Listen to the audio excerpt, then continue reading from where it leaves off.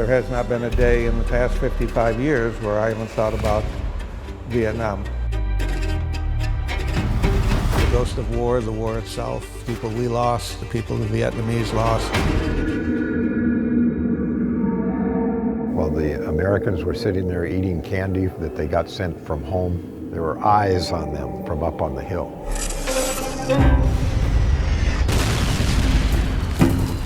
It was just incredibly loud, and that alone was enough to frighten you out of your wits.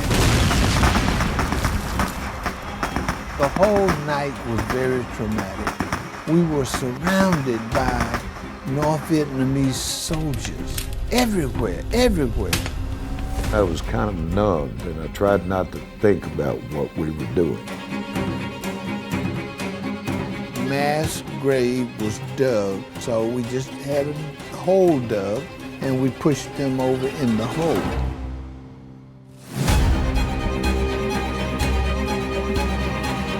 People who attack us, where are they at today? There were wandering souls in the area, condemned to wander unless something could be done to help them. My prayer every day is, help us to find these bodies, please. I had to dig it up and try to remember. And we're trying to find the mass graves. I'm trying to, put together the piece to fit into the puzzle. The Vietnamese families, they need to have that closure.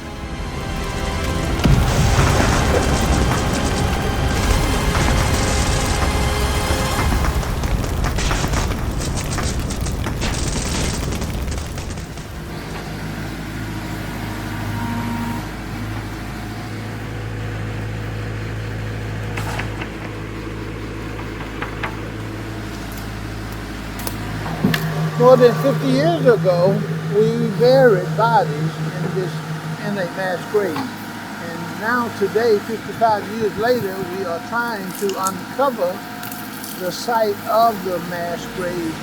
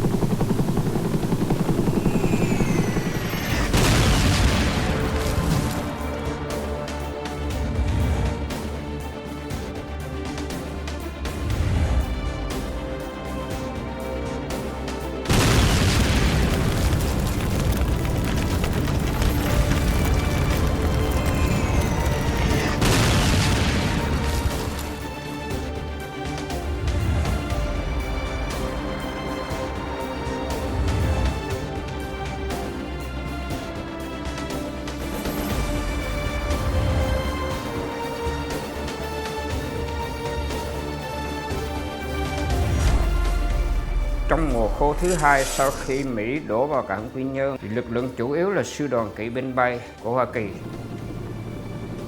lên triển khai là căn cứ ở An Khê và Pleiku. Sau đó là họ tiến hành các cái cuộc hành quân thăm dò xuống Bình Định trước hết. Về mặt chiến trường ấy, thì nó coi Bình Định là một trong những tỉnh mà mất an ninh nhất ở miền Nam trong 44 tỉnh ấy.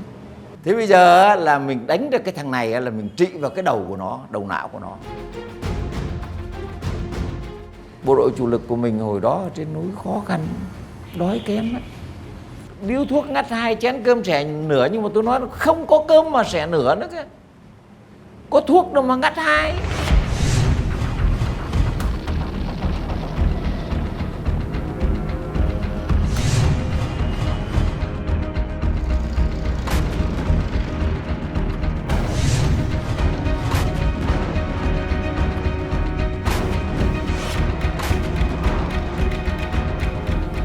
đưa vào cái chỗ Xuân Sơn này, nó xây dựng thành một cái cụm cứ điểm để mà nó truy lùng cái bộ đội chủ lực của Sư Đoàn 3. Cái đồi Xuân Sơn mà mới 10 mấy khẩu pháo như vậy thì lớn lắm. Kiến thức quân sự của chúng tôi hiểu là một cái căn cứ hỏa lực để chuẩn bị cho cái cuộc hành quân vào mùa khô thứ hai ở Bắc Bình Định. Đây là một cái trận đánh mà nó có ý nghĩa là phải đánh, bởi vì nếu không đánh cái căn cứ hỏa lực này thì bước vào mùa khô thứ hai ta sẽ gặp khó khăn. Ở trên chiến trường bây giờ nó dùng pháo binh trực thăng đấy, thì bây giờ mình phải đánh trúng vào cái chỗ pháo binh và trực thăng đấy.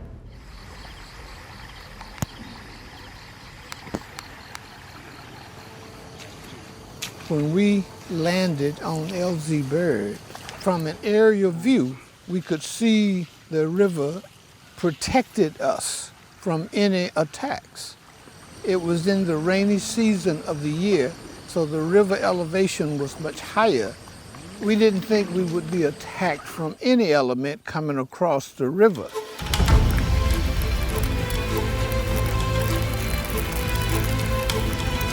Các tài liệu của Trung đoàn 22 của Sư đoàn 3 thì ta là sử dụng Trung đoàn 22 và có tăng cường với bộ đội du kích địa phương dân công, nhưng mà chủ yếu là lực lượng của tiểu đoàn 8 và tiểu đoàn 9.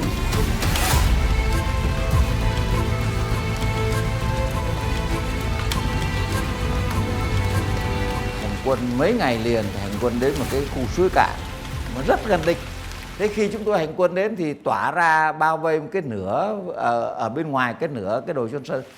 Thế là cái ngày 25 là chúng ta không đánh như này để cho nó là hoạt động Noel, cái nhân đạo của mặt trận của quân giải phóng. The placement of LZ Bird was probably the biggest factor that made it an attractive target. And I'm sure that the NVA at the time, they looked at that and said, you know, look at this. We've got this high ground around here, and we can support with fire coming in. There's also lots of places where we can go almost to the boundary of LZ Bird, and nobody can see us. Early December, we swept through what we call the 506 Valley. They moved us over to LZ Bird, maybe to give us a break. That afternoon, we had a poker game going with some of the guys. And as the poker game was ending, another guy named Gary Peasley stretched and with kind of a boastful air, he said, "You know, if Charlie doesn't get me by Christmas, I'll make it home free." Come on, boy! You got this, man! All right! Jingle bells, jingle bells, jingle all the way. Oh, what fun it is to ride in one horse open sleigh. Hey, jingle bells. The military always tries to bring a hot meal to you at least once a day. After they dropped off the meal, they flew the helicopter around and they played Christmas carols. So that was nice, you know, I like that.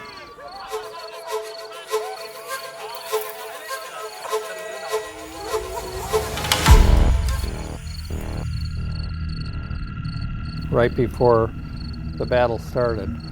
I was switched from that bunker, 2 bunkers to the left, and my squad leader would switch me with Peasley.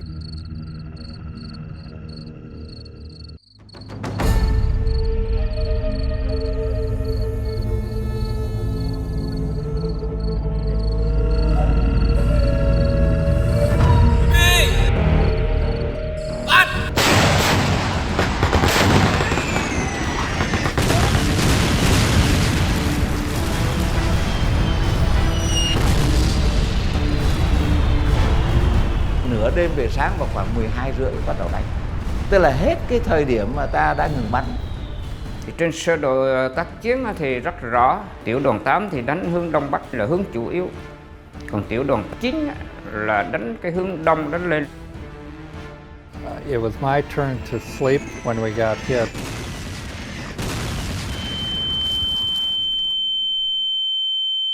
At a little after 1 in the morning, we were totally surprised when they hit us. And they hit us very hard at the beginning.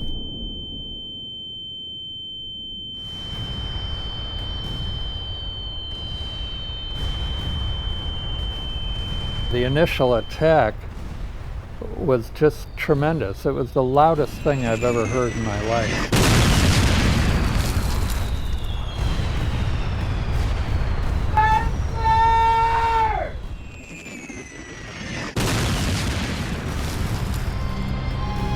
You know, if Charlie doesn't get me by Christmas, I'll make it home free. Make it home free.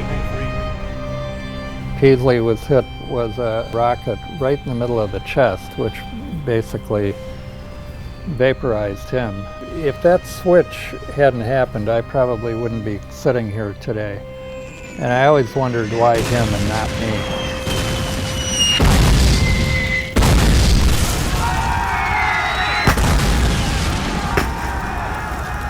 The infantry got up from where they were hiding in the elephant grass outside the perimeter, and they started charging in almost on top of their own barrage.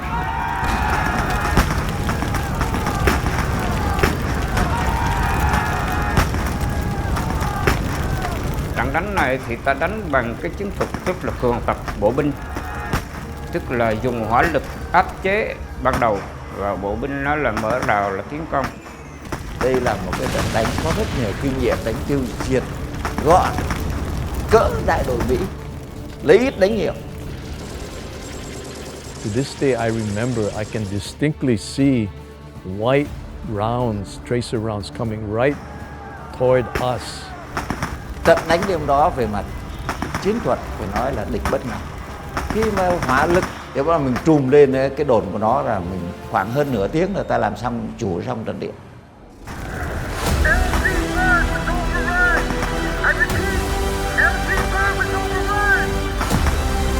They got so close to us that we couldn't use our artillery on them, because if we did, we'd be bringing our artillery in on ourselves. The whole night was very traumatic. We were surrounded by North Vietnamese soldiers everywhere. Everybody was getting pushed back and back and back and back. Tiểu đoàn 8 báo cáo, tiểu đoàn đã diệt phần lớn quân địch, diệt được sở chỉ huy, khu trung tâm thông tin, trận địa báo, các mũi, các hướng phát triển, chiến đấu thuận lợi. Tiểu đoàn 9 báo cáo, tiểu đoàn đã làm chủ hoàn toàn trận địa phía nam cứ điểm, đang tiến hành tảo trừ quân địch.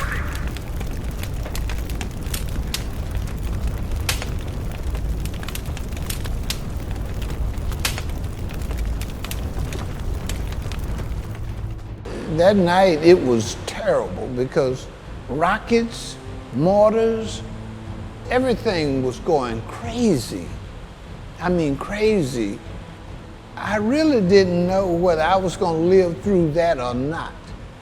All the men that were left alive, not dead or not playing dead, were grouped around one gun, and it was the number 105 howitzer.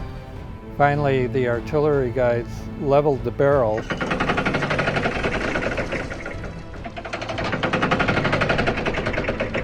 and they put in what they call canister rounds or beehive rounds.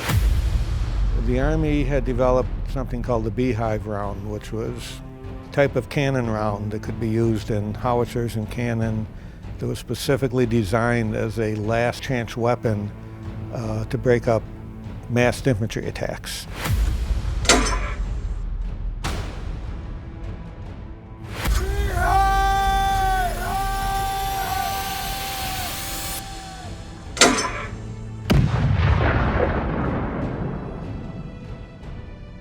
Well, what the beehive is, it's an artillery round with thousands of tiny darts called fléchettes.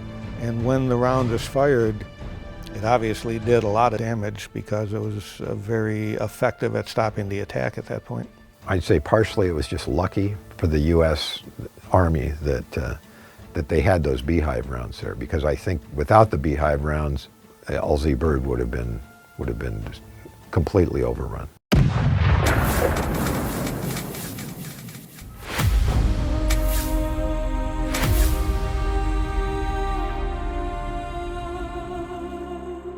anh em mình hy sinh thì tôi nghĩ cũng khá nhiều, xót xa lắm, nhưng phải chấp nhận.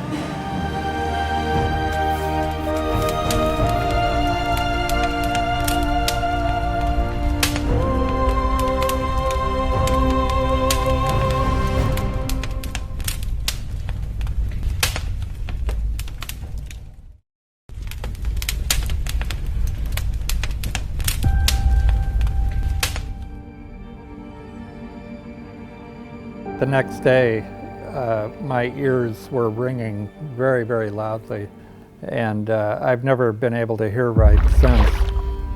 When dawn came and you looked around, there were bodies everywhere.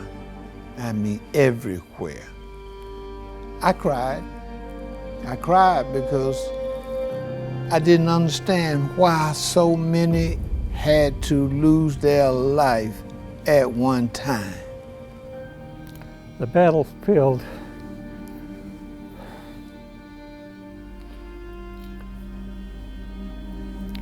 it was covered with dead bodies.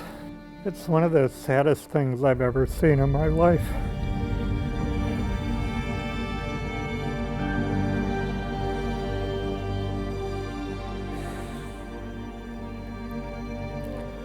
It's just horrible beyond belief.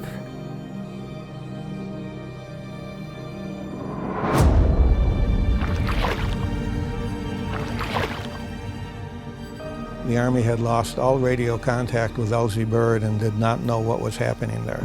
I began walking around the LZ a little bit. I told my assistant gunner to stay in our position. I was curious. I began walking around, and then I began to see a lot of the Vietnamese bodies there. Soldiers had dragged a lot of the dead NVA to a central point in the LZ, and at that point I began taking photographs.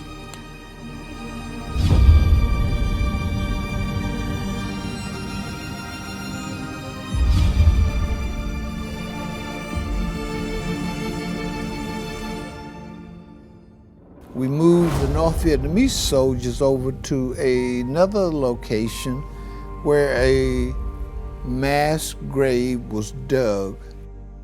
I don't know how many it was. I just know it was a lot of them. Somebody else or a bulldozer had dug a pit.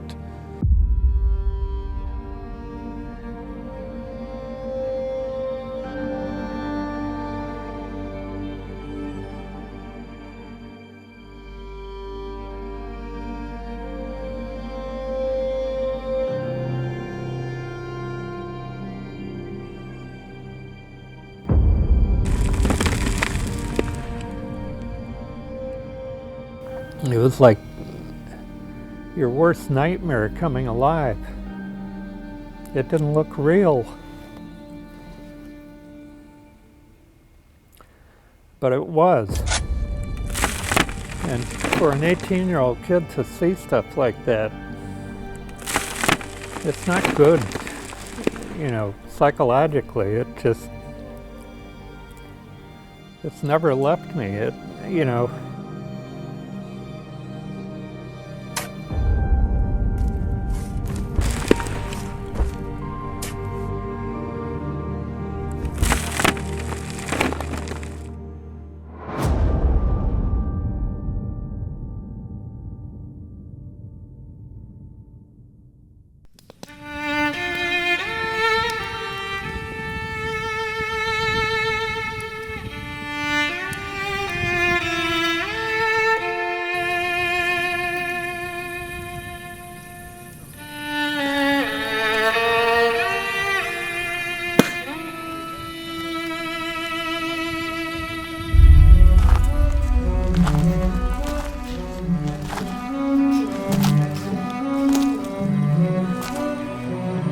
There is PTSD in my life. I was an angry person for a long time, long time.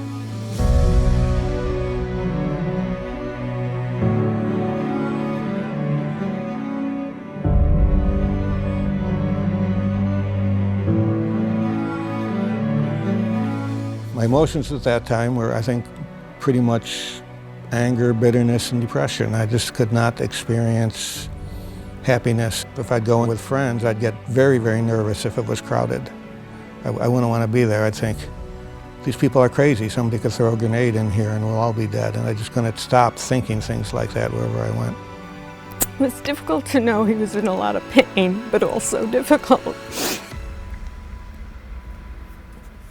to not be able to really talk or just, I felt so bad for him.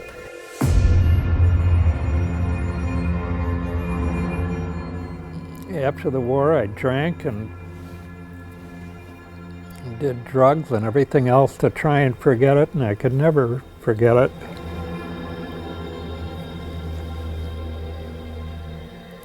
I drank to the point where I almost killed myself. I was just drinking 24 hours a day, drinking around the clock. It was like I didn't want to go back and face my family and friends.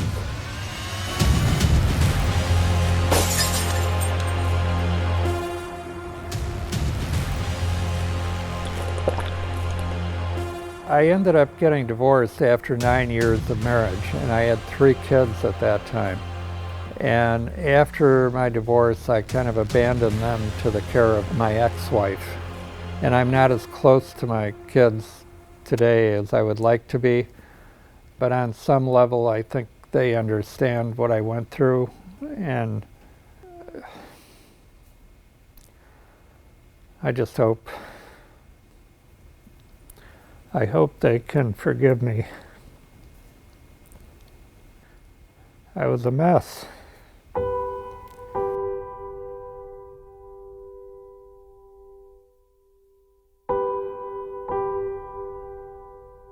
In 1991, I had finally had enough, and I got clean and sober and started thinking right again.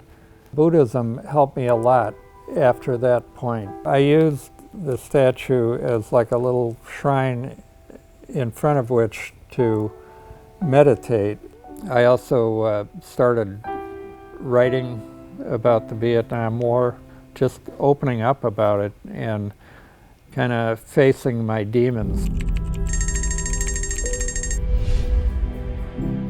The story that I wrote and published on my own website about the battle at LZ Bird, it helps me clarify my thinking on it, and it helps me process what I went through. I would look around on the internet and I came across some pictures that were taken the day after by a fellow named Steve Hassett, and I used them on my blog. Từ một cái manh mối ban đầu của một cựu chiến binh Mỹ nói về một cái tâm sự có một cái trận đánh ở đồi Xuân Sơn vào cuối tháng 12 năm 66. Từ cái manh mối đó tôi tìm hiểu về lịch sử các trận đánh của quân đội nhân dân Việt Nam, và đúng là có một cái trận đánh diễn ra như vậy thật. Theo như mô tả của cựu chiến binh Mỹ thì đây là một trận đánh có thương vong rất nhiều của các liệt sĩ Việt Nam và họ đã chôn.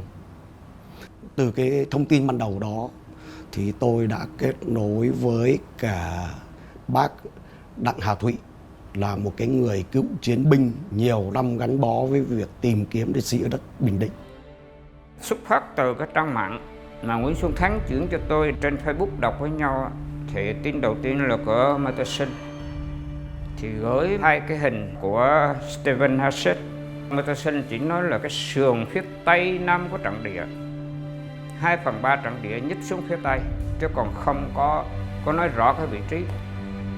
Thì thông tin đến đó thì nó tạm dừng.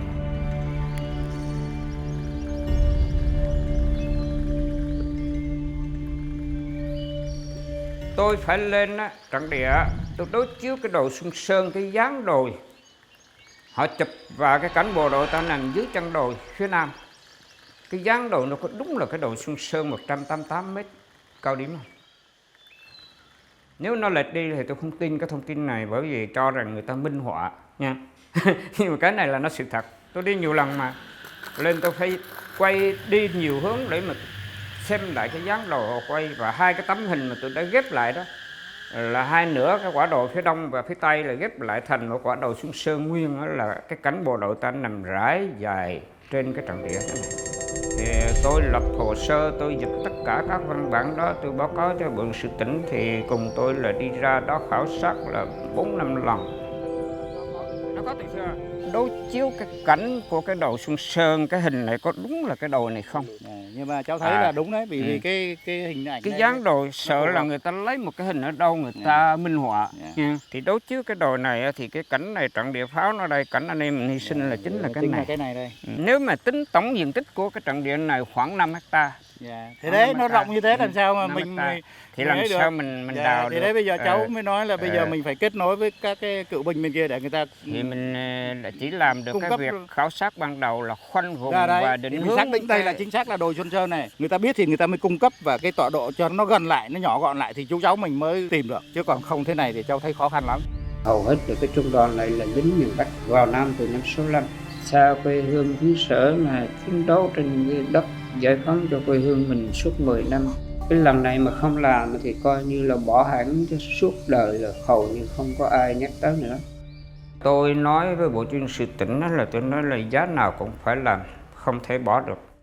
Mình nhìn các cái khung ảnh mà chụp á, thì mình sẽ không phân định rõ là cái đồi đó nó nằm ở vị trí nào. Thì nếu để cho chuẩn á, thì mình phải xuống cái ngã đây, cái ba sông này, tại vị trí mình đứng chân đây. Cái vị trí mà từ ngã ba nè, đúng không? Mình giống thẳng vô chỗ cái vị trí mà họ chấm ấy, thì nó lệch nhau 15 độ. Lệch. Anh phải có một cái cạnh nào nữa thì một góc nào nữa anh mới xác định là lệch chứ cái gì 15 độ là nó mới đúng.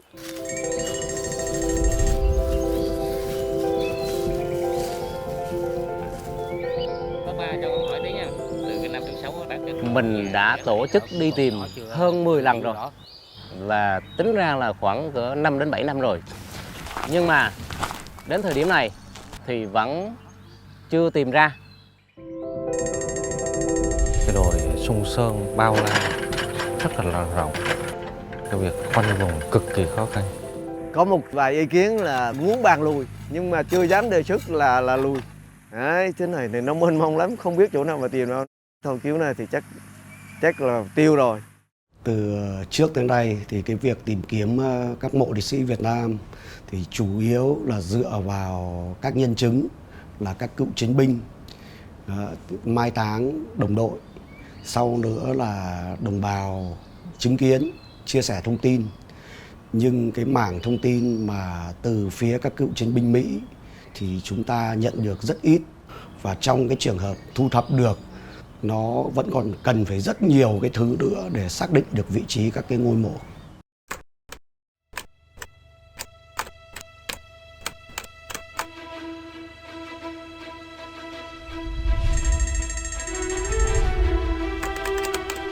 Sau khi mà nhiều lần tìm kiếm và không đem lại kết quả, mọi việc tưởng như đi vào bế tắc, thì một cái may mắn là kết nối được với ông Bốp Mắt, cũng là một cựu chiến binh của sư đoàn 1. May là gặp ông đại úy Bốp này, ông mới viết lại cho tôi mấy câu mà chào thiếu tá, tôi là sẽ hứa là tôi tập hợp ý kiến của 6 lính Mỹ trong trận đánh này. Hello. Hello. How are you? I am fine. How are you, Major Phie? I'm very happy to meet you today. How many years old you? How many years old? I'm 75. 75. I am 78. My knowledge about Major Phie grew as I communicated with him. In the initial email he wrote to me, he said something like, "I hope this doesn't offend you." I thought, well, no, it doesn't offend me, but he doesn't know whether some American might say, what do I want to talk to you? You know, who knows? He doesn't know. So he's taking a chance when he does that. He's putting his own ego there, and he's willing to sacrifice and take a chance and say, I'm going to write to these people and hope that I can find somebody that will help him. And I admire that.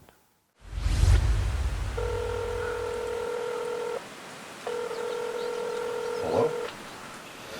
what we're trying to do is get information about the mass grave. And yeah, do you remember, you did drag bodies to the grave, is that correct? I would say, from what I remember, it was on the west side of the LZ. Okay. Downhill, like towards the river on the west side? Right. What we're trying to do, of course, is identify where precisely the mass grave was, right? Well, I don't feel like I'm helping out the enemy.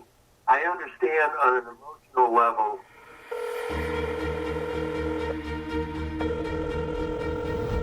From here, all right, where as Comer asked Lieutenant Wallace, we buried people on the 27th. That's the only gravesite I know about.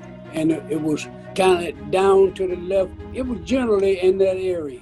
Part of being able to understand what's going on is that you have to pay attention and kind of think about it a lot and absorb it so that you can maybe make a piece of the puzzle that you fit together for where the mass grave is. They all had different experiences and they saw different things because they were in different locations, and that there was probably 2 graves and not 1.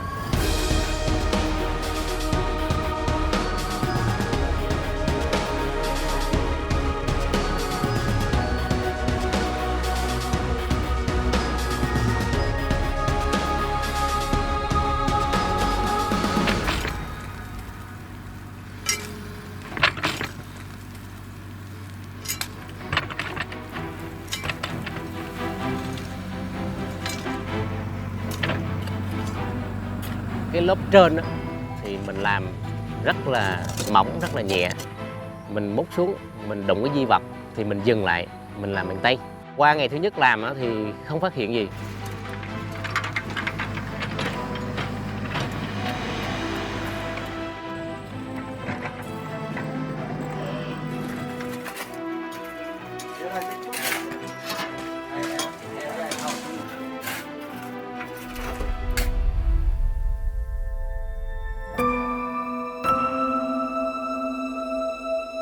Ngày thứ hai là cũng chưa.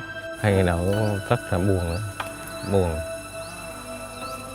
mà cũng không có nản.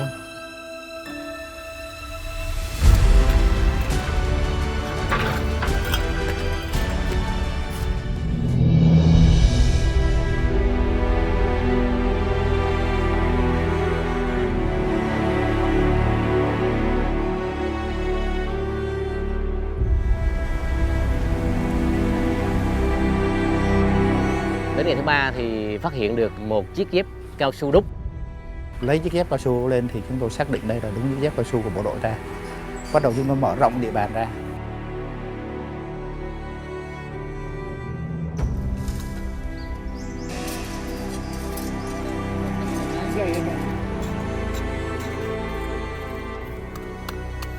Here are the few relics found in this burial pit by the gathering team of the Binh Linh Military Executive Committee for the past few days.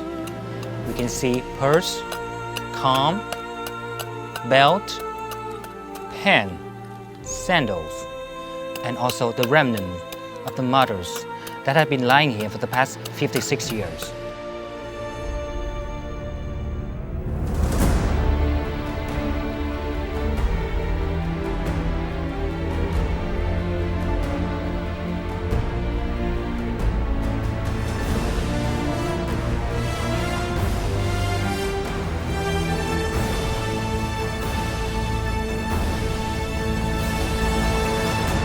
Thông báo là tìm được 2 cốt liệt sĩ. Tôi khóc òa.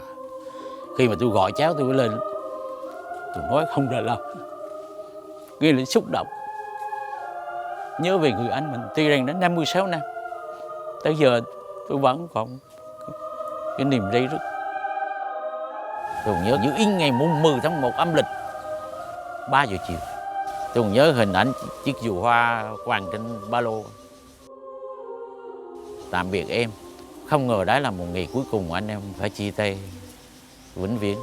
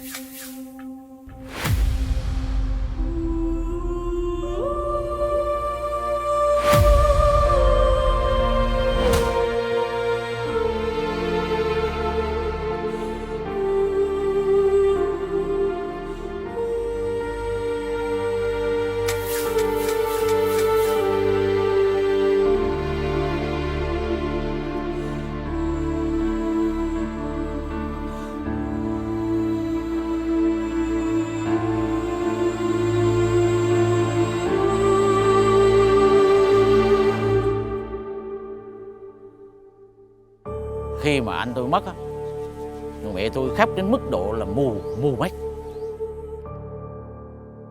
Những giờ phút cuối đời mà má tôi vẫn còn đau đáu để tìm mộ anh, mình tìm được xác của anh con đem về.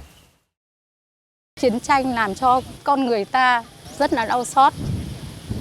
Vợ lìa chồng, cha lìa con, và 56 năm thì tôi và em tôi mới được gặp ba tôi cùng đồng đội của ba tôi trên nắm đất ở đây. Tâm nguyện của mẹ tôi trước khi mẹ tôi mất, mẹ tôi cũng có căn dặn lại những cái điều mà cũng muốn là chúng tôi khi có điều kiện thì có thể đi tìm được hài cốt của ba tôi để đưa về quê hương.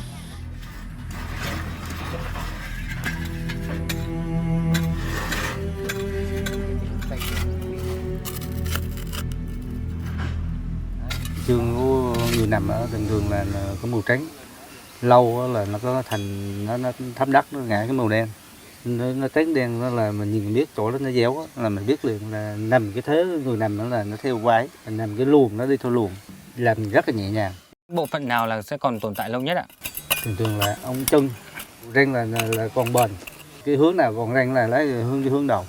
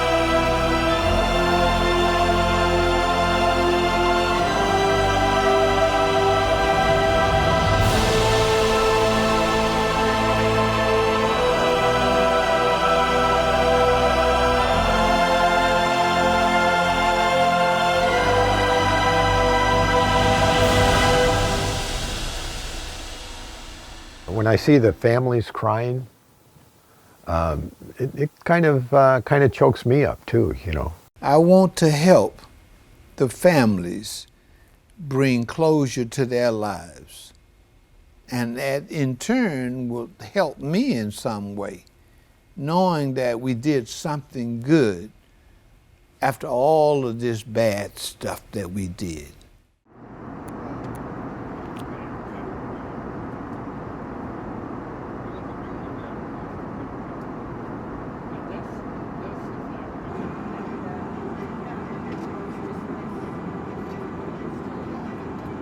Very nervous about coming, and I really had little interest in coming back to Vietnam until this project came up and there was a purpose to coming back. I felt that there was something I could do to help. This effort to find the fallen NVA and Vietnamese soldiers that died there, it would give me peace of mind knowing that their loved ones had some peace of mind. Chào mừng quý khách đến sân bay Phù Cát, thành phố Quy Nhơn. Bây giờ là 8 giờ 50 phút sáng. Xin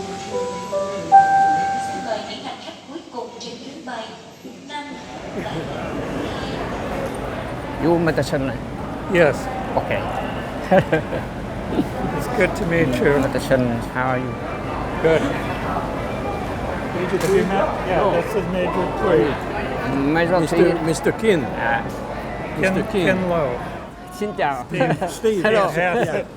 Đây là ông này tôi chưa biết này. Ivory Hello. Whitaker. Yeah. Anh qua đây là may mắn lắm. Chúng tôi rất là mừng. Từ nửa vòng trái đất đến đây, các anh đều cao tuổi cả rồi. Nhưng mà bỏ thời gian, bỏ công sức đến đây là một cái điều rất là quý đối với người Việt Nam chúng tôi.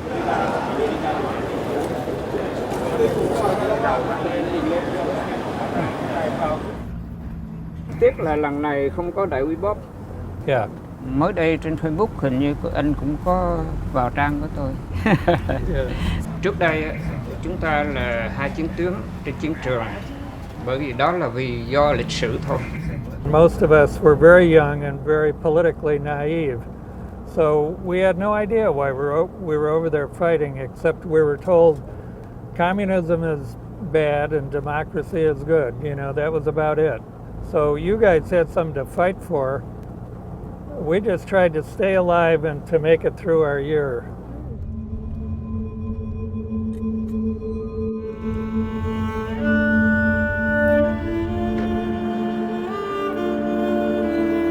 Bác Đặng Hà Thụy và các cựu chiến binh Mỹ đã từng tham chiến.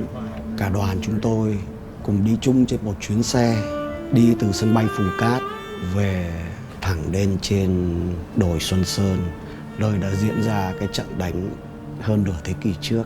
Tôi thấy họ chen lẫn nhiều cảm xúc, có những cái hồi hộp, có những cái căng thẳng này, có cả những cái sự háo hức.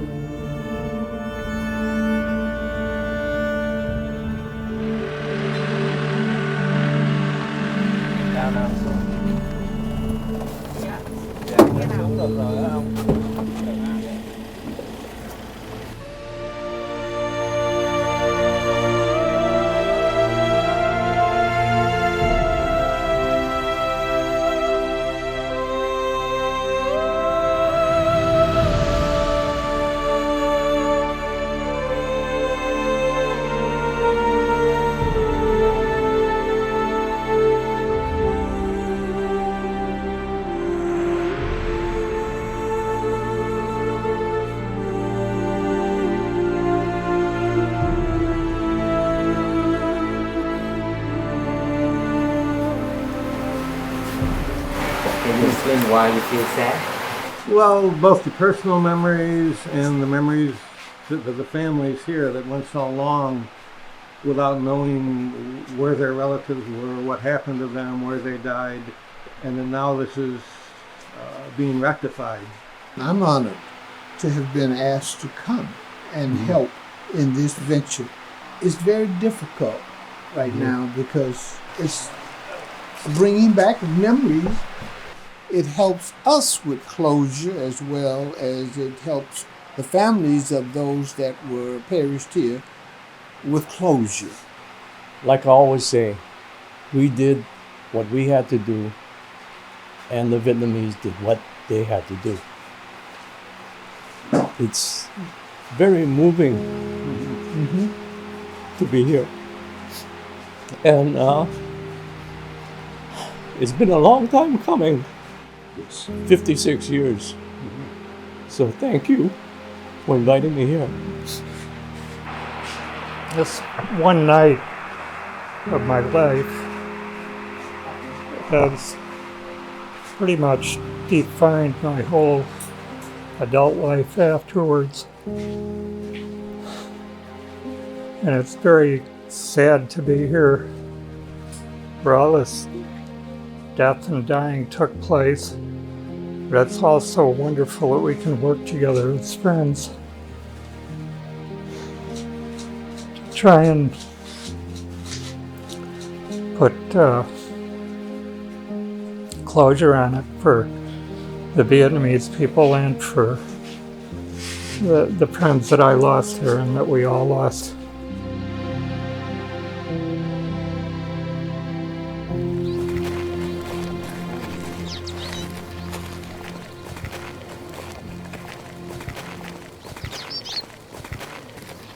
Sông nó chạy vòng này. Đây là cái nhánh sông cổ, sông ngày xưa thôi. Nó đi vòng này. Because with all the rivers coming together, it looked like a bird's foot on the map. We are here. Okay. Chúng ta sẽ đi về phía đông hướng gọi là hướng tấn công chính và hướng tấn công phụ. Hey, CSM, this is way different than looking at it on paper, huh? Yeah. I can't even. I don't see a body of water anywhere. Well, How the river seemed like we were looking down. You know, LZ Bird was 50-something years ago. So everything changed. But as we started walking the terrain, we started recognizing different things about the terrain. Seeing the battlefield has brought back a lot of the feelings.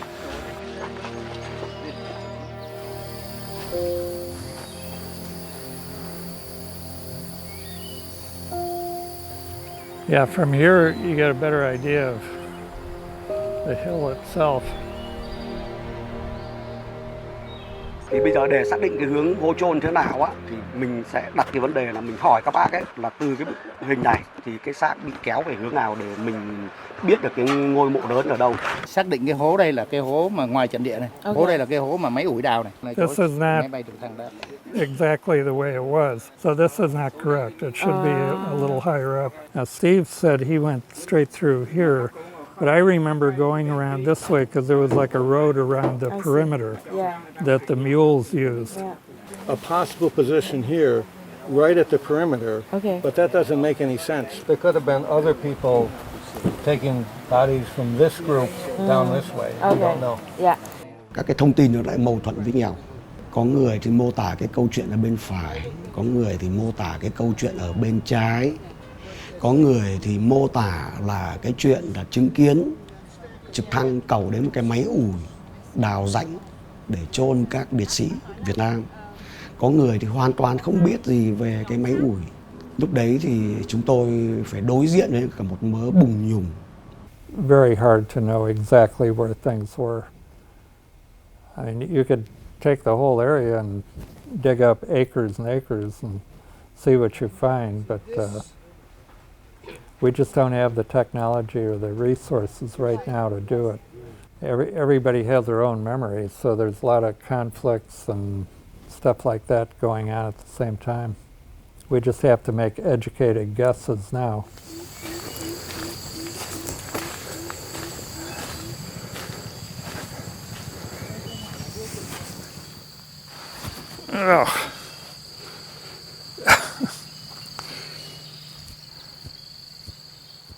Các cựu chiến binh Mỹ, họ đều là những cái người tuổi cao.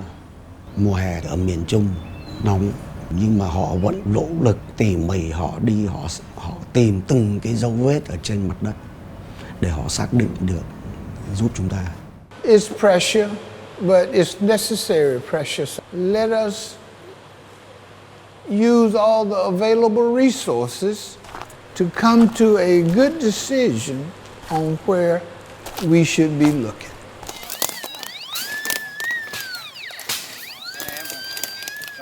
Bây giờ em kéo so cái chu vi cái cờ cờ ngay góc kìa.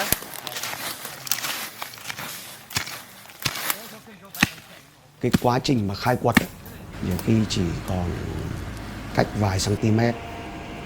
Nếu như mà chưa tới là chưa tới, không thấy là không thấy. Tại vì mọi thứ gần như đã quay trở về như nguyên thủy ấy. If we don't dig and try different places, move on, we're not going to find anything.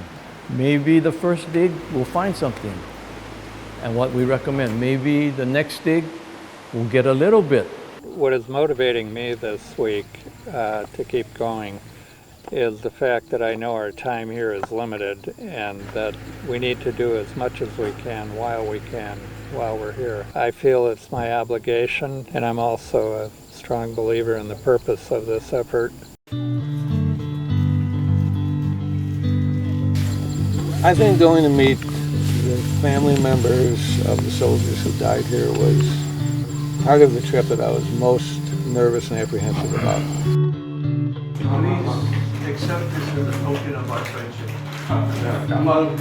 Tôi chưa biết được là danh tính của anh tôi là ở đâu. Tôi mong rằng là các vị sẽ cùng tác hợp cùng với Việt Nam để mà tìm kiếm những cái hài cốt tất cả bộ đội vẫn còn nằm ở đó, trong đó là có anh của tôi là Mỹ về. Tôi rất thành thật là mong muốn như vậy.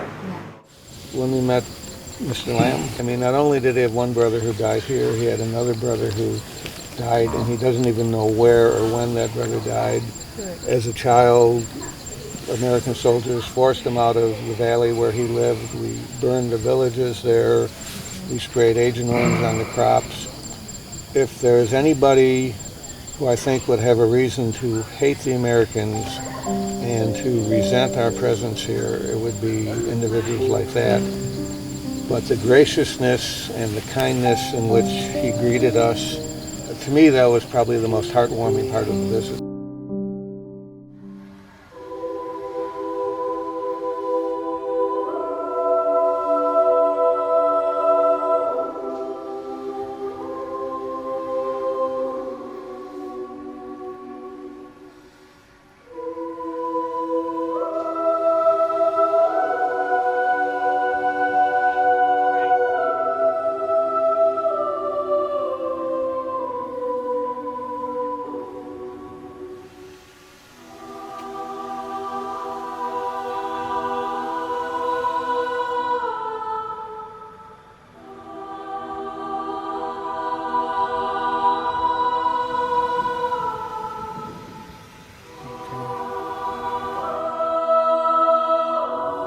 I know you are an unknown soldier, and you may have a family who does not know when and where you died or whether you are buried somewhere.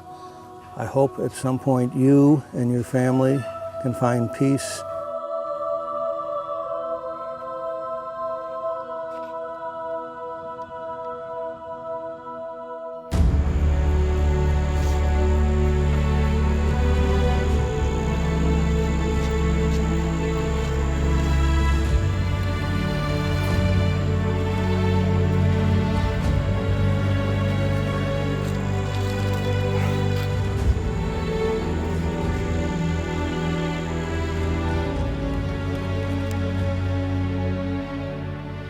Trong một cái không gian giữa rừng Bình Định, từ ánh sáng của hàng ngàn ngọn nến, buổi nói chuyện giữa các cựu chiến binh Mỹ và bác Lịch, cựu chiến binh của sư đoàn 3, người trực tiếp tham gia trận đánh, và bác Đặng Hà Thụy, họ đã chia sẻ với nhau về cái tuổi trẻ của họ. Mọi người như ở trong một cái, nó giữa cái ký ức và cái hiện tại, giữa cái cõi âm và cõi dương. Trước đây á là nếu gặp là chia AR-15 vào nhau, bây giờ là bạn. Vì là bạn lên các anh các chị với thấy được trách nhiệm của mình sang bên này tham gia cái chuyện này. Quá khứ để gác lại. Việt Nam muốn làm bạn với tất cả các quốc gia trong cộng đồng. I'd like to say I never thought in my life I would meet somebody from LZ Bird who really came up and attacked us. As a young soldier, we always feared fighting against you folks. We have great respect for the Vietnamese army. It's good that we can share these thoughts together now. We admire how dedicated you were and how you had to keep fighting year after year in order to finally achieve your independence and your reunification. Okay.